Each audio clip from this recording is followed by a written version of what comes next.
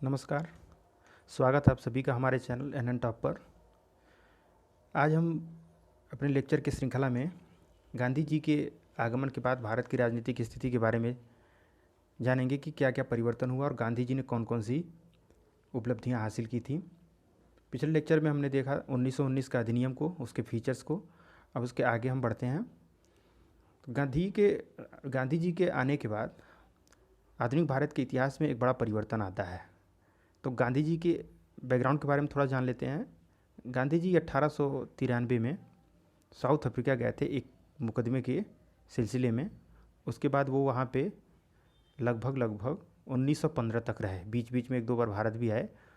इस बीच में उन्होंने बहुत सारे कार्य वहाँ पे किए। बहुत सारे भेदभावकारी कानून थे जिनके खिलाफ उन्होंने मुहिम छेड़ी, उसको हटवाया।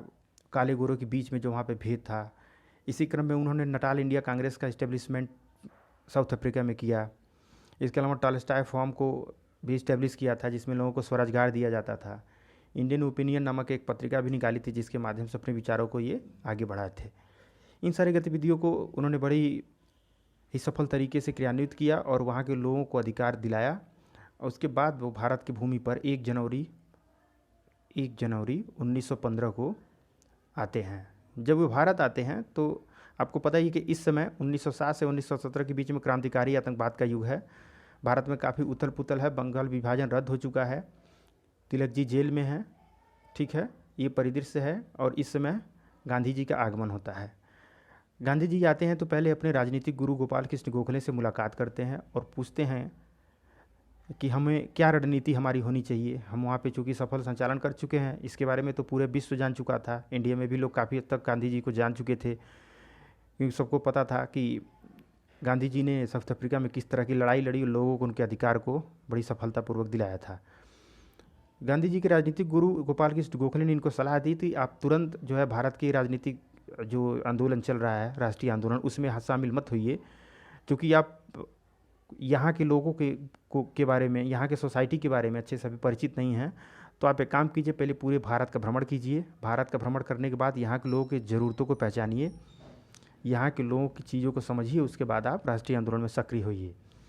गांधी जी उसके बाद 2 साल तक, लगभग 1915 से लेकर के 1917 तक बिल्कुल पब्लिक लाइफ में नहीं रहते हैं। पूरे भारत का भ्रमण करते हैं, किसानों की स्थिति का आकलन करते हैं, गरीबों की स्थिति देखते हैं, सिर्फ यात्रा करते हैं। उसके बाद जब पूरा भ्रमण कर लेते हैं, उसके बाद ये अपने आश्रम साबरमती, जो कि अहमदाबाद में है, वहाँ पे रुकते हैं। और उसी बीच में एक मामला सामने आता है इनके। उसके बाद इनकी राजनीतिक सक्रियता बढ़नी शुरू हो जाती है। तो गांधी जी के अभ्युदय के बाद जो सबसे पहली उनकी व्यवस्था जिसमें वो आगे बढ़ा रहे थे मूवमेंट को, सबसे पहली जो लड़ाई थी उनकी, वह थी चंपारण सत्याग्रह 1917 का मूवमेंट। इसको हम देखते हैं कि गांधी जी ने इसमें क्या क्या किया था। देखिए, बिहार में एक जगह है चंपारण। ठीक है, जगह है चंपारण। चंपारण बिहार का एक छोटा सा ज़िला है। वहाँ पर एक व्यवस्था थी जिसको तीन कठिया बोला जाता था। ठीक, तीन कठिया व्यवस्था का मतलब होता था कि जितनी भी भूभाग थी उसको 20 भागों में बांटा जाता था, और इस 20 भाग में से 3 भाग पर नील की खेती करना अनिवार्य था। नील क्या था? एक प्राकृतिक डाई थी नीले कलर की, जो कि ब्रिटेन के उद्योगों में इस्तेमाल होती थी, क्योंकि उस समय तक अभी कोई केमिकल का आविष्कार नहीं हुआ था ताकि नीले रंग को यूज किया जा सके। तो भारत में नील की खेती की जाती थी, नील के पौधे का उससे खेती की जाती थी और नील का निर्यात यहाँ से किया जाता था।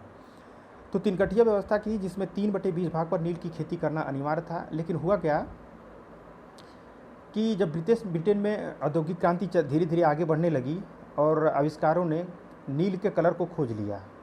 जर्मनी में बहुत सारे ऐसे आविष्कार हुए जिसकी वजह से नीले कलर की खोज की गई। और उसके बाद भारत में नील का जो निर्यात था वो कम होता चला गया। और जब कम होता चला गया तो चंपारण में जो नील की खेती करने वाले किसान थे वो चाहते थे कि इसको बंद कर दिया जाए, क्योंकि अब उनका डिमांड थी नहीं, उनके खेत फंसे हुए थे। लेकिन पता ही आपको कि उस समय बहुत सारे ब्रिटिश अधिकारी और लोग ऐसे आए हुए थे जो यहाँ के लोगों के साथ अनुबंध करा करके तीन कठिया खेती करा रहे थे और नील का यहाँ से निर्यात करते थे। वो एक बात पर अड़े हुए थे कि हम आपको नील की खेती तभी करने से मना करेंगे जब आप इतना लगान देंगे, ज़्यादा से ज़्यादा लगान देंगे और तमाम तरीके की शर्तें थोप रहे थे उन पे। तो किसान फंसे हुए थे, एक तो निर्यात हो नहीं रहा था, दूसरे ही छोड़ने के लिए इनको तमाम तरह तरह के राजस्व या नजराने देने पड़ रहे थे। यही मेन तकलीफ था चंपारण के किसानों की। वो सारे किसान जो थे परेशान थे, तो उसी में से एक आंदोलनकारी थे जिनका नाम था राजकुमार शुक्ल। ठीक, राजकुमार शुक्ल गांधी जी से साबरमती आश्रम जाके मिलते हैं और वहाँ पे चंपारण आने का आग्रह कहते हैं कि आइए और वहाँ पर व्यवस्था देखिए हम लोगों की व्यथा, और उसको आकर के अपने तरीके से उसको सॉल्व कीजिए। ठीक, गांधी जी इस बात को सुनते हैं और अपना पहला सत्याग्रह शुरुआत करने की सोचते हैं, और अपने सहयोगियों जैसे राजेंद्र प्रसाद, ब्रज किशोर, महादेव देसाई, नरहरि पारिक और जेबी कृपलानी के साथ वे चंपारण के लिए रवाना होते हैं। लेकिन चंपारण पहुंचते हैं उसके पहले वहाँ ब्रिटिश सरकार की जो लोकल गवर्नमेंट होती है उसको क्या होता है पता चल जाता है, और गांधी जी के कृत्य से वो लोग भली भांति परिचित थे कि उनकी सफलता क्या क्या है।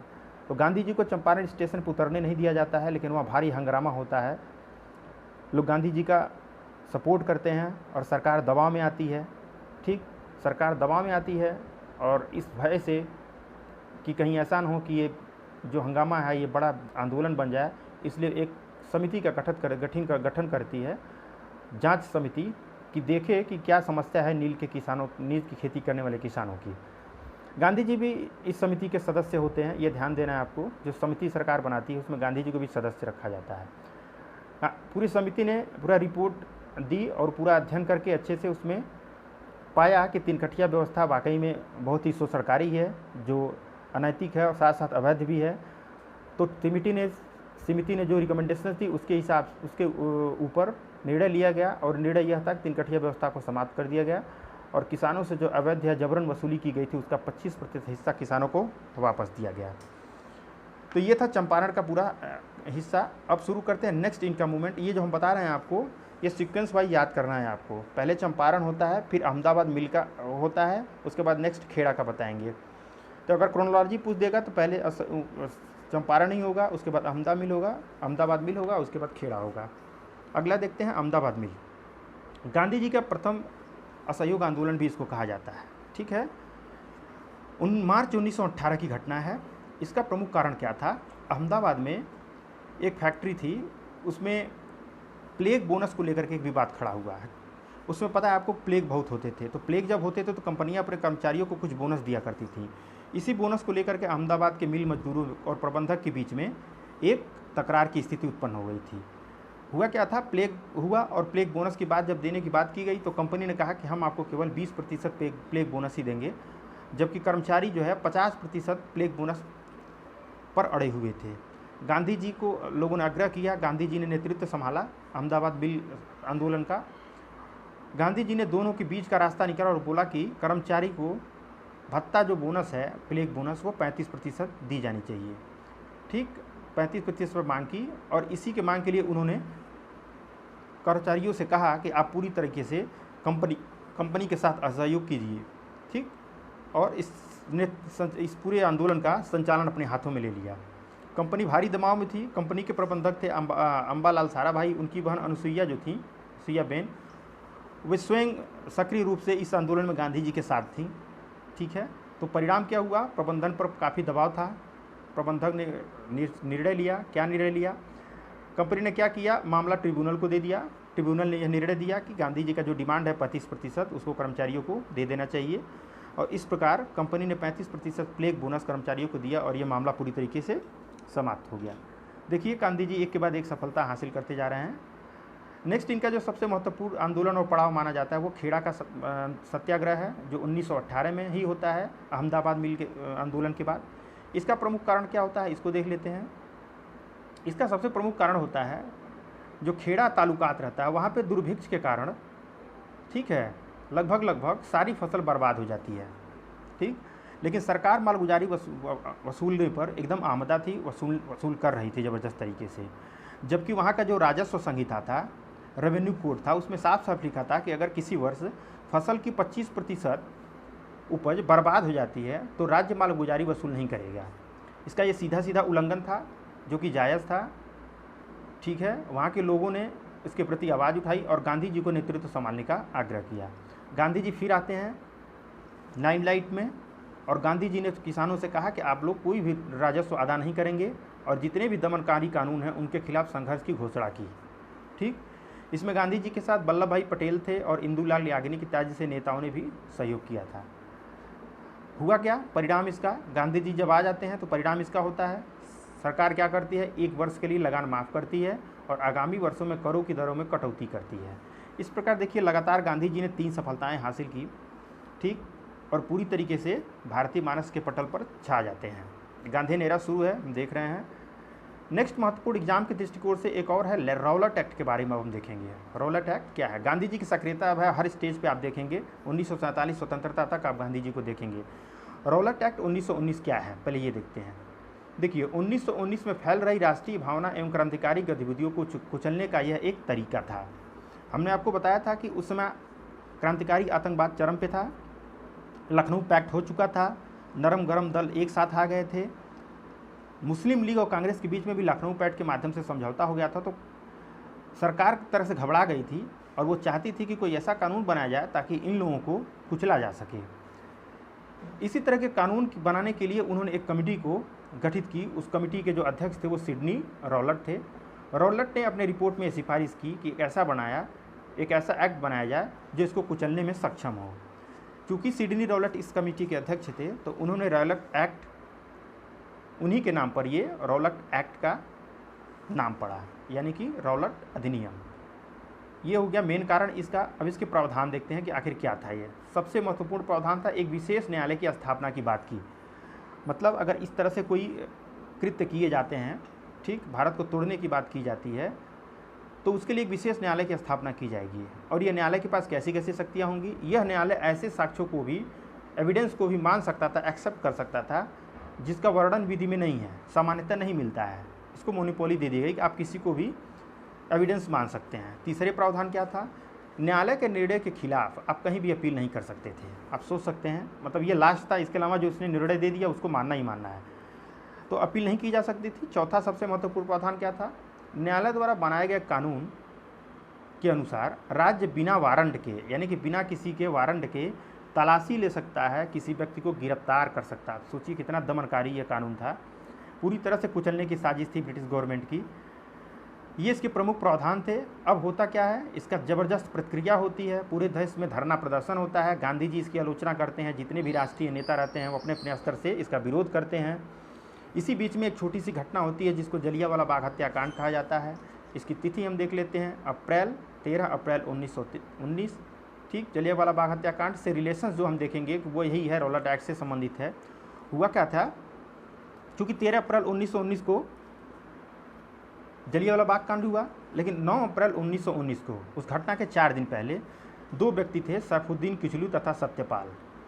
ये लोग रौलट एक्ट के खिलाफ विरोध कर रहे थे, आंदोलन कर रहे थे। तो ब्रिटिश अधिकारियों द्वारा इनको गिरफ्तार कर लिया गया उसी आंदोलन में, और उसी गिरफ्तारी में विरोध में एक विद्रोह हुआ जिसमें काफ़ी हिंसा हुई। ठीक, यानी कि एक प्रकार से पंजाब में पूरी तरह से अराजकता का माहौल था। इनकी गिरफ्तारी के विरोध में काफ़ी तोड़फोड़ हिंसा हुई थी। तो ब्रिटिश गवर्नमेंट ने क्या किया, एक व्यक्ति थे जिनका नाम था रेजिनाल्ड डायर। इनका नाम क्या था, रेजिनाल्ड डायर। इनको नियुक्त किया और कहा कि आपको ये जिम्मेदारी सौंपी जाती है कि जो ये हिंसा चल रही है इस पर तुरंत रोक लगाई जाए। तो डायर ने तुरंत इसको हाथों में लिया और 1-2 निर्णय लिए। सबसे पहला निर्णय लिया, इन्होंने 13 अप्रैल को ही एक घोषणा, ये बोले गलत हो गया, घोषणा जारी की जिसमें बिना पास के बाहर निकलना और 3 लोगों से अधिक व्यक्तियों के इकट्ठा होने पर पाबंदी लगा दी गई। ठीक, इन्होंने घोषणा जारी कर दी क्योंकि स्थिति कंट्रोल करनी थी, स्थिति बहुत ज़्यादा बिगड़ चुकी थी। लेकिन हुआ क्या, 13 अप्रैल को वैसाखी का दिन था। वैसाखी पता ही है, पंजाबियों का महत्वपूर्ण त्यौहार है। उसमें 13 अप्रैल को लोग वैसाखी मनाने, एक जगह थी, बाग था वो, जलियांवाला बाग, ठीक है, वहाँ पे इकट्ठा होते हैं। ये जो व्यक्ति वहाँ इकट्ठा होते हैं, हर साल इकट्ठा होते हैं, वैसाखी को इकट्ठा होते हैं और त्यौहार टाइप का मनाते हैं। ये जो जितने लोग वहाँ इकट्ठा होते हैं वो 13 तारीख की जो घोषणा होती है जनरल डायर की, उससे अनभिज्ञ होते हैं। इनको नहीं पता होता है कि इस तरह की डायर ने कोई घोषणा की है। ये लोग बिल्कुल डायर के घोषणा से क्या थे, अनजान थे। इसी में क्या हुआ, उत्सव चल ही रहा था, तभी कुछ स्थानीय नेताओं ने, जो कि हिंसा चल रही थी सैफुद्दीन किचलू सत्यपाल के विरोध में, उसी के समर्थन में एक विरोध सभा का आयोजन कर दिया। अब देखिए स्थिति कैसे बिगड़ रही है। विरोध सभा सामान्य तरीके से चल रहा था उत्सव, लेकिन उत्सव में कुछ स्थानीय नेताओं ने क्या किया, सभा को इकट्ठा करके विरोध सभा इकट्ठा शुरू कर दी। अब इसकी भनक क्या हुआ, डायर को लगी कि हमने आदेश तो दिया था, उसके बावजूद ये कौन ऐसे कर रहा है। डायर क्या करता है, आ जाता है और वो इसे घोषणा की अवज्ञा मानता है, ठीक, वायलेशन मानता है, और इसने अपनी सेनाओं को चारों तरफ से कहा कि भीड़ को घेर लो, और उसने ताबड़तोड़ गोलियां बरसाई, ठीक, जिनमें सरकारी आंकड़े के हिसाब से 1000 लोग मारे गए थे। ये घटना भारत के इतिहास में बहुत ही काला दिन है, क्योंकि इसमें हज़ारों निर्दोष लोग मारे गए थे, जिसको ये भी नहीं पता था कि किस तरह के आदेश यहाँ लागू हैं और उनको किस तरीके से रोकने की साजिश की गई है, ठीक। अब इसकी प्रतिक्रिया क्या होती है, पूरा 13 अप्रैल की घटना जो हो जाती है, उसकी प्रतिक्रिया क्या होती है। रविंद्रनाथ टैगोर को उपाधि मिली होती है क्या, नाइटहुड की, वो त्याग देते हैं। शंकर नाम नागर होते हैं, ये वायसराय के कार्यकारी परिषद से, जो गवर्नर जनरल का वायसराय है, उनकी एग्जीक्यूटिव काउंसिल से इस्तीफा दे देते हैं। पूरे देश भर में इसकी बड़ी निंदा होती है। गांधी जी खुद इससे बहुत निंदनीय तरीके से आलोचना करते हैं। एक ध्यान देना है, जो ये व्यक्ति रेजिनाल्ड डायर है, इसी को मारने के लिए एक व्यक्ति है उधम सिंह ने काफ़ी लंबे समय तक प्रतीक्षा की और 1940 में जाकर के लंदन में इसकी हत्या की थी, ठीक। इसलिए इसने अपना नाम बदल लिया था। इसका नाम क्या था, राम मोहम्मद सिंह आज़ाद। अब देखिए कितना कॉम्बिनेशन है, इसमें राम भी है, मोहम्मद भी है, सिंह भी और आज़ाद भी है। तो उधम सिंह ने उसको मारने के लिए अपना नाम भी बदला था और 1940 में जाकर के जनरल डायर की हत्या लंदन में की थी। ये उसकी दृढ़ प्रतिज्ञा को दर्शाता है। देख लिया हमने, 13 अप्रैल को जलियांवाला बाग हत्याकांड हो गया। अब होता क्या है, इसकी मांग होती है कि जांच कराई जाए। तो सरकार दबाव में आती है और आयोग गठित करती है। उस आयोग का नाम है हंटर आयोग। जलियांवाला नरसंहार की जांच के लिए गठित की जाती है और इस आयोग ने 14 अक्टूबर 1919 को अपनी रिपोर्ट पेश की, ठीक। इसका गठन 14 अक्टूबर 1919 को किया गया था, जिसमें 3 भारतीयों को भी शामिल किया गया था। वो भारतीय कौन कौन थे, सबसे पहले थे चिमनलाल हरिलाल सीतलवाड़ा, पंडित जगत नारायण और सरदार साहिबजादा सुल्तान अहमद। इतने लोग थे इस कमेटी में, ठीक। कमेटी ने अपनी रिपोर्ट दी मार्च 1920 में, ठीक। इस रिपोर्ट में बस डायर के कृत्यों की घोर निंदा की गई थी, बस इतना किया गया था। कुछ हुआ नहीं इसका। डायर को बाद में महाभियोग भी चला था लंदन में, लेकिन इसका कुछ बहुत फ़ायदा नहीं हुआ। बाद में वहाँ के जो पब्लिक थी उसके समर्थन में आ गई थी, उसको बाद में रिहा कर दिया गया था। ये हमने देखा जलियांवाला बाग हत्याकांड। अब आते हैं खिलाफत एवं असहयोग आंदोलन पर, ठीक। इसमें मुद्दा क्या था ये जानते हैं पहले। देखिए प्रथम विश्व युद्ध में तुर्की ब्रिटिश सरकार के विरुद्ध युद्ध लड़ा था। ये गलत है, तुर्की ने ब्रिटिश सरकार के विरुद्ध लड़ा था। आपको पता है कि तुर्की, इटली, जर्मनी और ये जापान सब एक साथ लड़ रहे थे। सॉरी, जापान था ही नहीं उसमें, ये एक साथ लड़ रहे थे। और बाकी रूस है, अमेरिका है, ब्रिटेन है, फ्रांस है, ये सब एक साथ लड़ रहे थे। तो तुर्की ब्रिटेन के खिलाफ लड़ रहा था। पता है कि युद्ध समाप्त होता है, तुर्की हार जाता है, तुर्क एम्पायर का विघटन हो जाता है, ठीक। तो विघटन जब होता है तो ब्रिटेन क्या करता है, तुर्की का कई भागों में विभाजन कर देता है, क्योंकि ब्रिटेन एम्पायर रहता है उसमें, ब्रिटिश एम्पायर तुर्की का विभाजन कर देता है। और साथ ही साथ मुस्लिम के धर्मगुरु नेता होते हैं खलीफा, जिसको इंपॉर्टेंट पोस्ट बोला जाता था। इनको मोहम्मद साहब का वंशज बोला जाता है और उनको धार्मिक हायरार्की के हिसाब से इनको बहुत ऊंचा पद प्राप्त था। तो इन्होंने क्या किया, ब्रिटिश लोगों ने तुर्की का तो विभाजन कर ही दिया, साथ में खलीफा पद को भी समाप्त कर दिया। तो जब खलीफा पद समाप्त किया तो भारत के मुस्लिम बहुत ज़्यादा असंतुष्ट हो गए, रोष में आ गए और उन्होंने मांग की कि खलीफा पद को समाप्त पुनः स्थापित किया जाए और इस तरह से मुसलमानों की गरिमा को वापस किया जाए। ये उनकी प्रमुख मांग थी, ठीक। इसी मांग को लेकर के 1919 के प्रारंभ में अली बंधुओं, जिनका नाम था मोहम्मद अली और शौकत अली, साथ में थे मौलाना आज़ाद, अजमल खान, हसरत मोहानी इत्यादि के नेतृत्व में एक कमेटी बनाई गई। उस कमेटी का नाम था खिलाफत कमेटी। खिलाफत मतलब हम इसका खिलाफत करते हैं कि आपने खलीफा पद को समाप्त किया है, उसके खिलाफ हैं और इसको रिस्टोर कीजिए। तो एक कमेटी बनाई जाती है, ऑल इंडिया खिलाफत कमेटी बनाई जाती है, ठीक। और इसकी मांग क्या होती है, मांग मूल यही होती है कि आप खलीफा पद को फिर से क्या कीजिए, इस्टेब्लिश कीजिए, आपने जो हटा दिया है उसको वापस कीजिए। गांधी जी को खिलाफत कमेटी का अध्यक्ष बनाया जाता है, ठीक। गांधी जी को खिलाफत कमेटी का अध्यक्ष बनाया जाता है गांधी जी खिलाफत कमेटी के अध्यक्ष बनते हैं तो उन्होंने इस खिलाफत कमेटी को भारतीयों में एकता स्थापित करने का अवसर के रूप में देखा। ये देखिए गांधी जी की दूरदर्शिता। गांधी जी पहले से ही लाइमलाइट में, आपको पता ही है, तमाम आंदोलन कर चुके हैं, तो वो चाहते हैं कि हिंदू मुस्लिम जितने भी विभाजन है भारत में सब एक हो जाएं, और इन्होंने इस मंच को हिंदू मुस्लिम एकता के रूप में, भारत की एकता के रूप में देखा। अब क्या होता है, जब इनको अध्यक्ष बना दिया जाता है तो गांधी जी दबाव बनाने के लिए एक घोषणा करते हैं फरवरी 1920 में। इस घोषणा पे क्या कहते हैं गांधी जी? गांधी जी कहते हैं कि पहले तो आप जो जलियांवाला बाग हत्याकांड अमृतसर में हुआ था उस पर खेद व्यक्त करें, और दूसरा जो तुर्की के प्रति आपका व्यवहार है उसको क्या करें, उसमें नरमी लाएं। ये अप्रैल 1920 की घोषणा है गांधी जी की, फरवरी 1920 की। लेकिन इस पर ब्रिटिश सरकार कोई अमल नहीं करती है और मई 1920 में तुर्की का विभाजन कर देती है। ठीक, इसलिए सीधे सीधे गांधी जी की घोषणा की अवहेलना थी। अब क्या थे, मुस्लिम भारी रोष था। उसके बाद अगस्त 1920 में खिलाफत कमेटी ने औपचारिक रूप से असहयोग आंदोलन की शुरुआत की। जब देखा कि ब्रिटेन गवर्नमेंट ने इसकी बातों को सुना नहीं तो इन्होंने क्या किया, औपचारिक रूप से ऐलान किया कि अब हम नॉन कॉपरेशन मूवमेंट शुरू करेंगे, गांधी जी ने कहा अगस्त 1920 में। ठीक, सितंबर 1920 में कांग्रेस के कलकत्ता अधिवेशन में ध्यान दीजिएगा, इसी में असहयोग आंदोलन को शुरू करने की स्वीकृति दी गई कि गांधी जी इस आंदोलन को अब शुरू कर सकते हैं।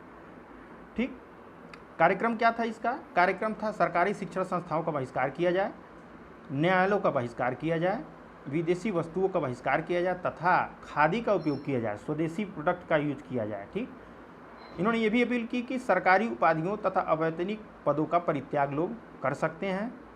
ठीक, ये इनके कार्यक्रम थे। आप देखेंगे आगे आंदोलन कैसे आगे बढ़ता है। घोषणा हो जाती है, गांधी जी क्या करते हैं, अपनी खिलाफत नेता अली बंधु शौकत अली और कौन थे, शौकत अली थे और मोहम्मद अली, इन दो लोगों के साथ पूरे भारत का भ्रमण करते हैं, लोगों को आंदोलित करते हैं, ब्रिटिश नीतियों के प्रति उनको आगाह करते हैं और ब्रिटिश सरकार की आलोचना करते हैं। छात्रों ने सरकारी स्कूल छोड़ दिए, राष्ट्रीय स्कूल में दाखिला लिया, जैसे नेशनल स्कूल जो ब्रिटिश गवर्नमेंट ने बनाया था उसको छोड़ करके भारतीयों द्वारा स्थापित स्कूलों में इन्होंने दाखिला लेना शुरू किया। इसी में देखेंगे सुभाष चंद्र बोस जो थे वो नेशनल कॉलेज के प्राचार्य बनते हैं। काशी विद्यापीठ, जामिया मिलिया विश्वविद्यालय, गुजरात विद्यापीठ आदि जैसे इंस्टीट्यूशंस ने भारी सहयोग दिया था इस आंदोलन में। ठीक है, इसमें कई प्रख्यात वकील उस समय थे, जैसे मोतीलाल नेहरू, जवाहरलाल नेहरू, सैफुद्दीन किचलू, सी राजगोपालचारी, आर.सी. दत्त इत्यादि लोगों ने अपनी वकालत छोड़ दी थी गांधी जी की अपील पे और असहयोग आंदोलन में महत्वपूर्ण भूमिका निभाई थी। शराब तथा ताड़ी की दुकानों पर धरना दिया जाता था। महात्मा गांधी ने अपने कैसरे हिंद एक उपाधि मिली थी इनको ब्रिटिश गवर्नमेंट की तरफ से, उसको लौटा दिया था। 17 नवंबर 1921 में प्रिंस ऑफ वेल्स का भारत का दौरा था, जो ब्रिटेन के प्रिंस ऑफ वेल्स थे, दौरा किया था, लेकिन दौरे में इनका भारी विरोध किया गया था। ये उसी समय हो रहा था जब असहयोग मूवमेंट आगे बढ़ रहा था धीरे धीरे। ठीक, ये ध्यान देना आपको, जो खिलाफत और असहयोग मूवमेंट शुरू हुआ था उस समय जो भारत के वायसराय थे वो वायसराय लॉर्ड रीडिंग थे। कभी कभी क्वेश्चन पूछ देता है ये। आंदोलन चल ही रहा था, उसी बीच में एक बहुत ही भयानक घटना होती है, उसको इतिहास में दर्ज करा दिया। ये घटना 5 फरवरी 1922 को चौरी चौरा होती है, जो गोरखपुर के पास में एक छोटी सी जगह है, वहाँ पे चौरी चौरा कांड होता है। उस कांड में होता क्या है, कुछ आंदोलनकारी अपना विरोध प्रदर्शन करते हुए जा रहे थे, पुलिस के बीच में और क्रांतिकारियों के बीच में एक झड़प होती है जिसमें क्रांतिकारी आग बबूला हो जाते हैं और एक पुलिस चौकी को पूरी तरह से, जो कि चौरी चौरा में, उसको फूंक देते हैं, जिसमें 22 पुलिसकर्मी लगभग मारे जाते हैं। इससे गांधी जी क्या होते हैं, बहुत क्षुब्ध हो जाते हैं, क्योंकि गांधी जी के कार्य करने का तरीका जो था वो अहिंसात्मक था, सत्य के साथ चलना था, सत्याग्रह के साथ चलना था। तो उन्होंने अपने सिद्धांत और आदर्शों के खिलाफ इसको पाया, इसलिए उन्होंने क्या किया, असहयोग आंदोलन वापस ले लिया, क्योंकि वो हिंसा नहीं चाहते थे किसी तरीके से। गांधी जी ने मार्च 1922 को गांधी जी ने 5 फरवरी की जब हिंसा हुआ उसके बाद आंदोलन वापस लिया। ब्रिटिश गवर्नमेंट वैसे ही नाराज़ थी, तो ब्रिटिश गवर्नमेंट ने क्या किया, मार्च 1922 को गांधी जी को गिरफ्तार किया तथा 6 वर्ष के लिए इनको जेल में डाल दिया। ये पूरा असहयोग आंदोलन खिलाफत मूवमेंट का पूरा हिस्सा था। अब इसके आगे बढ़ते हैं, चूँकि पता ही आपको गांधी जी गिरफ्तार हो चुके हैं। ठीक, एक बहुत वैक्यूम की स्थिति क्रिएट हो गई है, कोई लीडर है नहीं। ठीक, अब होता क्या है कि इस वैक्यूम को कैसे भरा जाए, इसके लिए एक डिबेट खड़ा होता है। कुछ लोग कहते हैं कि विधान परिषदों में हम लोगों को इलेक्शंस लड़ना चाहिए और जा कर के ब्रिटिश कार्यवाही को अवरुद्ध करना चाहिए। ठीक, इसी पृष्ठभूमि में एक पार्टी का उदय होता है जिसका नाम है स्वराज पार्टी। ठीक, इसके कारण क्या थे? देखिए, गांधी जी गिरफ्तार हो गए थे, अब क्या हुआ था, राष्ट्रवादी खेमे में बिखराव आ गया था। स्वराज पार्टी की पृष्ठभूमि हम देख रहे हैं क्यों, कैसे उदय हुआ। गांधी जी गिरफ्तार, राष्ट्रवादी खेमे में बिखराव की स्थिति है। इसमें से एक खेमा जो था, जिसका नेतृत्व CR दास और मोतीलाल नेहरू कर रहे थे, उनका मानना था कि ऐसे समय में विधान परिषदों में प्रवेश करके सरकारी प्रस्ताव का विरोध किया जाए तथा सरकारी मशीनरी को व्यवधान डाला जाए, ये हमारा लक्ष्य होना चाहिए, ताकि इस समय कुछ कर नहीं सकते क्योंकि गांधी जी तो जेल में हैं। तो ये इन लोगों ने प्रस्ताव रखा कि हमारा ये उद्देश्य होना चाहिए, मोतीलाल नेहरू और CR दास ने। जबकि दूसरा खेमा जो था, जिसमें कौन कौन से थे, राजेंद्र प्रसाद, C राजागोपालचारी, सरदार पटेल और M.A. अंसारी इत्यादि लोग थे, ये लोग इसके विरुद्ध थे। वो लोग कहते थे कि नहीं, गांधी जी चूँकि जेल में हैं इसलिए हमको रचनात्मक कार्य पे ध्यान देना चाहिए, खादी का बढ़ावा देना चाहिए, डिस्क्रिमिनेशन के अगेंस्ट काम करना चाहिए, हमको विधानसभा में नहीं जाना चाहिए। तो जब ये देखा आपने, ये दो विरोधी दल फिर कांग्रेस में एक दूसरे के अपोजिट आ जाते हैं, तो इसी मतभेद के कारण CR दास और मोतीलाल नेहरू ने कांग्रेस वर्किंग कमेटी से इस्तीफा दे दिया और कांग्रेस खिलाफत स्वराज पार्टी का गठन किया, जिसको शॉर्ट में स्वराज पार्टी भी कहा जाता है। स्वराज पार्टी 1924 में बनती है और इसके अध्यक्ष बनते हैं कौन, CR दास, और सचिव कौन बनते हैं, मोतीलाल नेहरू।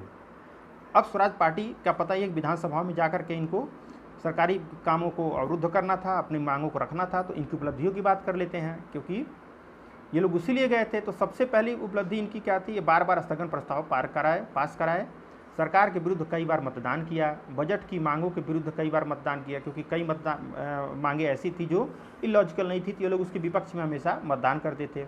सबसे महत्वपूर्ण उपलब्धि मानी जाती है केंद्रीय असेंबली में विट्ठल भाई पटेल को अध्यक्ष के रूप में चुना जाना। ये स्वराजियों की बड़ी उपलब्धि मानी जाती है। विट्ठल भाई पटेल को पहला भारतीय था जिसे केंद्रीय व्यवस्थापिका में अध्यक्ष चुना गया था। ये स्वराजियों की वजह से ही हो पाया था। ठीक, अगला देखते हैं, एक बिल था 1928 में पास हो रहा था, पब्लिक सेफ्टी बिल। ठीक, इस पर सरकार हार जाती है, वो सिर्फ और सिर्फ स्वराजियों की वजह से ही होती है, क्योंकि इनकी अच्छी संख्या होती है। पब्लिक सेफ्टी बिल का उद्देश्य क्या होता है कि अवांछित तथा विध्वंसक गतिविधि वाले चरित्र वाले व्यक्तियों को देश से निकालना। उस समय बताएंगे, अब हम आगे बताएंगे आपको कि साम्यवाद समाजवाद का प्रसार हो रहा था, उसी को रोकने के लिए पब्लिक सेफ्टी बिल लाया गया था। ठीक है, साम्यवाद समाजवाद पता है, रूसी क्रांति 1917 में होती है, उसी का प्रभाव भारत में भी पड़ता है। तो चूंकि ब्रिटेन एक पूंजीवादी देश है, पूंजीवादी है और साम्यवादी चरित्र को पसंद नहीं करता है, इसलिए भारत में इस साम्यवाद और समाजवाद के प्रसार को रोकने के लिए एक बिल लाता है जिसको पब्लिक सेफ्टी बिल कहा जाता है। इसी के ऊपर जब मतदान हो रहा था तो स्वराजियों ने इसके अगेंस्ट में जाकर के मतदान किया और सरकार इस पर हार गई थी। और सबसे महत्वपूर्ण इसका उपलब्धि स्वराज पार्टियों की है कि ऐसे समय में इन लोगों ने पूरे राजनीतिक निर्वात को भर दिया था, जिसमें कोई नेतृत्व नहीं कर रहा था, क्योंकि गांधी जी जेल में थे और कोई था नहीं। तो इन लोगों ने क्या किया, पूरे निर्वात को भर दिया था। इसके अलावा एक और महत्वपूर्ण काम है, 1919 के सुधार के खोखलेपन को उजागर कर दिया। 1919 के सुधार में क्या था, हमको बताए थे कल आपको। उस सुधार में कुछ नहीं था, सिर्फ आंशिक तौर पर उत्तरदायी शासन की व्यवस्था की गई थी, जबकि ज़्यादा से ज़्यादा शक्तियाँ गवर्नर और गवर्नर जनरल के हाथों में ही सीमित थीं। तो इसके कमियों को भी इन लोगों ने उजागर किया था। ठीक है, ये देखा हमने आज का पूरा अपना लेक्चर, जिसमें स्वराज पार्टी के उपलब्धियों तक आज हम ख़त्म कर चुके हैं। कल हम अब देखेंगे इसके आगे क्या होता है भारतीय आधुनिक भारत के इतिहास में। ठीक है, आपको कैसा ये वीडियो लगा ज़रूर अपने बताइएगा कमेंट के माध्यम से। ध्यान रखिएगा अपना, टेक केयर।